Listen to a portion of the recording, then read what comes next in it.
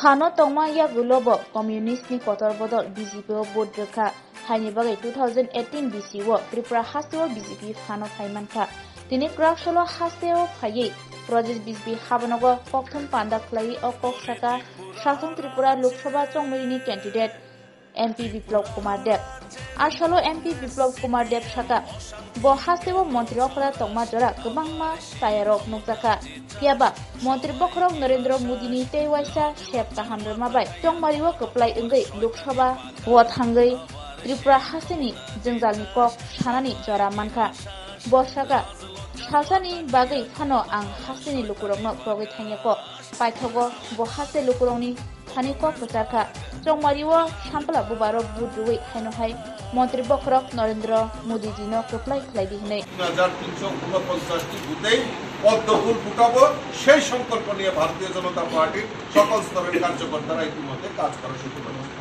আমাদের কাছে আরো বেশি শক্তি সঞ্চয় হয়েছে আমাদের প্রাক্তন মুখ্যমন্ত্রী বিপ্লব কুমার দেব বর্তমান সাংসদ রাজ্যসভার উনি আমাদের মধ্যে পশ্চিম ত্রিপুরার প্রার্থী হয়েছে তো আমাদের কাছে এটা আরো বাড়তি মাইলেজ হয়ে গেছে তো সেই কারণে এবং আমাদের রাজ্যের মাননীয় মুখ্যমন্ত্রী পৌরোহিত্যে যে সরকার ডাবল ইঞ্জিনের সরকার যে মানুষের জন্য জনকল্যাণমুখী কর্মসূচি করছে তাতে নিশ্চিত আমরা মানুষ ভারতীয় জনতা পার্টির সঙ্গে রয়েছে আর ভারতীয় জনতা পার্টিকে বেছে নিয়েছে তো আমি আলোচনা দীর্ঘায়িত করছি না আমাদের মধ্যে উপস্থিত আমাদের পশ্চিম আসনের যিনি প্রার্থী প্রাক্তন মুখ্যমন্ত্রী বর্তমান সাংসদ আদরণীয় বিপ্লব কুমার দেব মহোদয়কে আমি আহ্বান করব আপনাদের সামনে ওনার কিছু বক্তব্য তুলে ধরার 2015-তে ত্রিপুরাতে এসেছিলাম তার পরবর্তী সময়ে জাতি ধর্ম দল মত নির্বিশেষে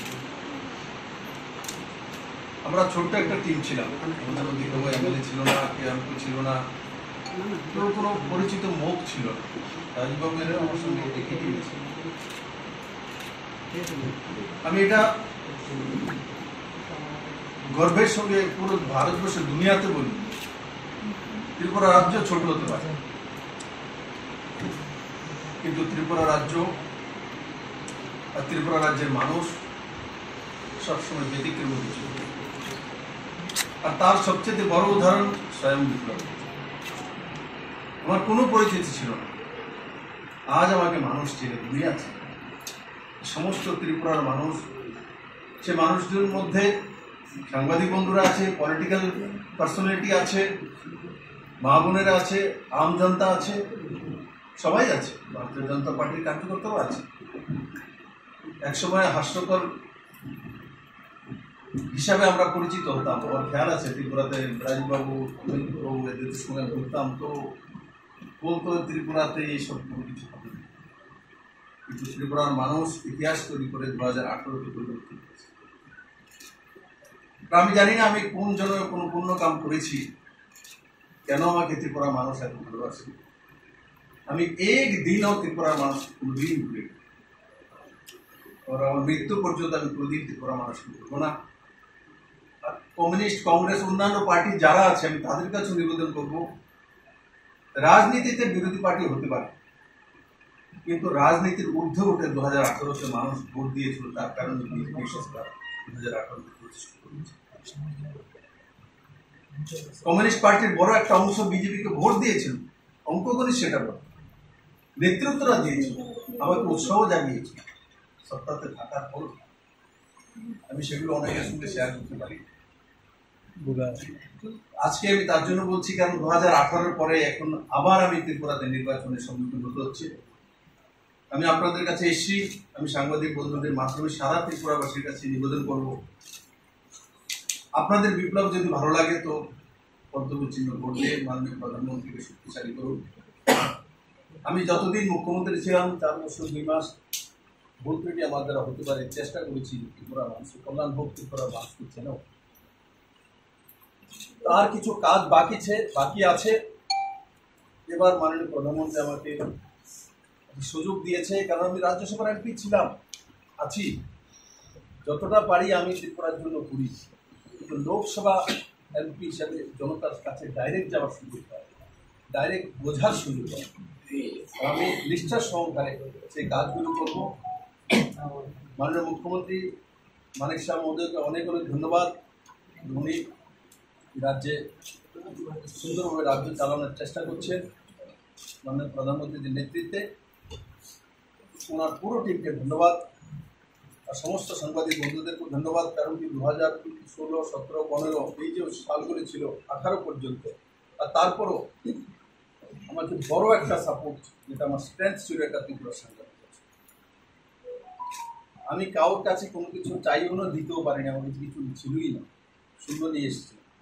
কিন্তু তার পরবর্তী সময় সমস্ত বন্ধুরা একসঙ্গে সাথী হয়ে ঐতিহাসিক পরিবর্তন করেছে। আর আমি আশা করি এই 2024 নির্বাচনে আপনাদের মাধ্যমে আমি আপিল করি, এখনো যারা কংগ্রেস সাপোর্টার রয়েছে, আমি আপনাদেরই ছেলে, আমার কাছে আসুন, মোদির সঙ্গে চলুন। ত্রিপুরার ডেভেলপমেন্টের মাপকাঠি মোদির কাছে আছে। আমি মোদিজিকে কাছে থেকে দেখি, কাছে থেকে চিনি, ত্রিপুরা আমি ভালোবাসি। আপনারাও বারবার জিতিয়েছেন, 2বার ভারতীয় জনতা পার্টি সরকার করেছেন। আগামী লোকসভা ইলেকশনে বিশ্বাসের সঙ্গে ত্রিপুরা মায়ের এই সম্মুখীন বলতে পারি, নরেন্দ্র ভাই মোদীকে ভারতবর্ষের মানুষ ত্যাগ করে রেখেছে, ভারতবর্ষের মানুষ, পুরো দুনিয়ার মানুষ ত্যাগ করে রেখেছে যে মোদী 3বার আবার প্রধানমন্ত্রী হবেন। আমি আবারও আপনাদের সবাইকে অনেক অনেক ধন্যবাদ। অনেকটা সময় আপনাদেরকে বসে থাকতে হয়েছে, আসার সময় দেরি হয়েছে রাস্তাতে। আমি কৃতজ্ঞ সারা ত্রিপুরার মানুষের প্রতি, পার্টির কার্যকর্তার প্রতি, যে এখনও আমাকে যতটা আপনার 2015, 16, 17, 18, 19, 20 লাগাতার যতটা ভালোবাসা দিয়েছেন, আজও ঠিক ততটাই ভালোবাসা আপনাদের কাছ থেকে আমি পেয়েছি, আগামী দিনগুলিতে পাবো। আর আমি আপনাদের জন্য কাজ করার চেষ্টা করব। মানুষ ভুল ত্রুটি আমি করতেই পারি, কিন্তু ষড়যন্ত্র করা আমি কোনো ভুল ত্রুটি করি না, আর ষড়যন্ত্র কোনো কাজ করি না, আগামী দিনগুলো করবো না। আমি সবার কাছে আপিল করি আপনাদের মাধ্যমে, আগামী নির্বাচনে মোদির হাত শক্ত করার জন্য আমি প্রার্থী আছি। যদি ভালো লাগে তো আপনার ছেলেকে, আপনার ভাইকে, আর আপনার সহযোগীকে পদ্ম চিহ্নে ভোট দেওয়ার জন্য ধন্যবাদ। যদি যেভাবে আমরা 2023 নির্বাচনে দেখেছি বাম কংগ্রেস ক্লোজ করেছে, এবারও যদি প্রার্থী নির্বাচনে আপনার প্রতিদ্বন্দ্বিতা করে কীভাবে মোকাবিলা করবেন, এক। আর দ্বিতীয় প্রশ্ন হচ্ছে, কিষাণ আন্দোলন চলছে, আপনিও জানেন, ইতিমধ্যেই আগামী 10 তারিখ তারা সারা দেশব্যাপী রেল বন্ধের আহ্বান করেছে, ডাক দিয়েছে। এই পরিস্থিতিতে 400 পারের যে স্লোগান, সেটা কতখানি কার্যকর হবে? দেখুন, আমি যেই প্রদেশে এখন ইনচার্জ প্রভারী আছে, ওই প্রদেশের বর্ডারেই, পাঞ্জাব বর্ডারে এটা বসে আছে। ওই আমি হরিয়ানা তো কৃষি প্রধান রাজ্য, হরিয়ানার কোনো কৃষক সেখানে যোগদান করে, ভারতবর্ষ অন্যান্য প্রান্তের কৃষকরা যোগদান করে। আমি তাদের বিষয়ে কোনো কিছু বলার অপেক্ষা রাখি না, ওই জায়গাতে যেতেও চাই না। কৃষককে আমি অন্নদাতা মানি, কারণ অন্য ওনারাই চায়, ত্রিপুরাতে হোক আর পাঞ্জাবে হোক, হরিয়ানাতে হোক, ভারতবর্ষে যে কোনো কৃষকরা যখন কৃষিকাজ করে তখনই আমাদের অন্যের জোগাড় হয়। সমস্ত অন্নদাতাকে শ্রদ্ধা করি। আর যেটা আপনি বলছেন যে প্রতিদ্বন্দ্বী রাজনীতি, ডেমোক্রেসিতে প্রতিদ্বন্দ্বী আসবে, প্রতিদ্বন্দ্বী থাকবে, প্রার্থী হবে। আমি আগেই বলেছি, আমি সবার কাছেই প্রার্থনা করব যে প্রার্থী তো সবাই হবে, অন্যান্য পার্টি থেকেও দেবে, কিন্তু আমি ত্রিপুরার সমস্ত মানুষের কাছে, তার মধ্যে প্রার্থীও আছে, যেইখানে প্রার্থী হতো ত্রিপুরা বাইরে থেকে কেউ আসবে না, লোকসভাতে অনেক সময় আসেও। তার জন্য পুরো ভারতবর্ষের যে কোনো জায়গায় যে কোনো লোকসভা বা রাজ্যসভা দাঁড়াতে পারে। আমি তাদের কাছেও আশা করব যে আমাকে আশীর্বাদ করার জন্য, আর যাতে নিষ্ঠা সহকারে আমি কাজ করার যে সুযোগটা পেয়েছিলাম আগে, এখনও রাজ্যসভার এমপি হিসেবে আছি, আগামী দিনে যাতে করতে পারি, সেটাই আমি স্যার। দুটো বিষয়, প্রথম আপনাদের দলের প্রথম প্রার্থী তালিকাতেই আপনার নাম, সেখানে আমরা দেখেছি মাননীয় প্রধানমন্ত্রীরও প্রার্থী হিসেবে তালিকা নাম রয়েছে, এটা কীভাবে দেখছেন? আর দ্বিতীয় বিষয়, প্রচার কবে থেকে শুরু করছে? দেখুন, মাননীয় প্রধানমন্ত্রী নরেন্দ্র ভাই মোদী বিপ্লবদের পরিচয় করিয়ে দেবে, তার জন্য নরেন্দ্র ভাই মোদীর নাম। আজ মোদীর নামে ভারতবর্ষকে চেনে মানে সবচেয়ে বড় বিষয়। সত্যি কথা, আচ্ছা, নরেন্দ্র মোদীর নামে ভারতবর্ষকে চেনে পুরো দুনিয়া, সেটা আমাদের ভারতবাসীর জন্য সবচেয়ে গর্বের বিষয়। স্বাভাবিকভাবে আমাদের দলের সর্ববৃহৎ নেতৃত্ব নেই, লিস্ট বেরিয়েছে, তার মধ্যে সমস্ত অনেক এমপিদের 195 জন লিস্ট ছিল, তার মধ্যে আমারও আছে। তো আমি ভাগ্যবান যে ভারতীয় জনতা পার্টি নরেন্দ্র মোদীর নেতৃত্বের পার্টির আমি সংসদের টিকিট আমাকে পাঠিয়ে দিয়েছেন, তার জন্য মাননীয় প্রধানমন্ত্রী জেপি নাড্ডাজি অমিত শাহ কৃতজ্ঞ। আর বাকি ইলেকশন হবে, ইলেকশনে প্রমাণ করার দরকার নেই। ভারতীয় জনতা পার্টির সমস্ত কার্যকর্তাদেরকে আমি বলবো আপনাদের মাধ্যমে, মানুষ বিজেপিকে বক্তব্য চিহ্নে মোদীকে প্রধানমন্ত্রী বানানোর জন্য বসে আছে। আপনারা শুধু বুথ ওয়াইজ মানুষের কাছে গিয়ে একবার আপিল করুন। মাননীয় প্রধানমন্ত্রী সবাইকে প্রণাম জানিয়েছেন, নমস্কার জানিয়েছেন, উনি আপিল করেছেন, সেটা বললেই আমার মনে হয় ভারতবর্ষের প্রচার কবে থেকে শুরু করেছেন? প্রচার আজকে আমি এখানে মাতা পিতার মন্দির তৈরি করার জন্য যাবো, আর তারপর এসে আজকে পার্টি বসে একটা মিটিং আছে অ্যাটেন্ড করে, কালকে আমাকে দিল্লি যেতে হবে, কারণ কি হরিয়ানার প্রি বোর্ডের মিটিং আছে, আমি প্রভারী আছি। তারপরে একদিনে আমি চলে আসবো, আর 8 তারিখে আবার আমাকে যেতে হবে সন্ধ্যার সময়, কারণ কি পার্লামেন্টের বোর্ড মিটিং আছে। ওটার পর আমি 9 তারিখ থেকে ত্রিপুরাতে প্রচার শুরু করবো। আর মাননীয় প্রদেশ সভাপতি আছে, মাননীয় মুখ্যমন্ত্রী রয়েছেন, ওনারা যেভাবে আমাকে মার্গদর্শন করবেন, যে রাস্তায় নিয়ে যাবে আমি সেই রাস্তায় চলতে পারবো। Sir, what are the issues on which this election you think will be fought?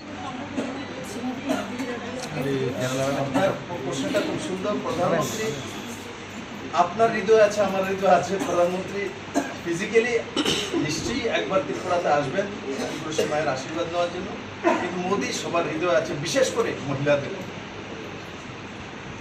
Issue all over India, only one issue, Narendra Modi and Bharatiya Janata Party. And opposition is all over India, everybody. So familiar issue. No 140 crore public issue. Narendra Modi is our leader, and he is not one leader, he is a statesman. Right now. So I believe all the people of Tripura definitely voting for Modi.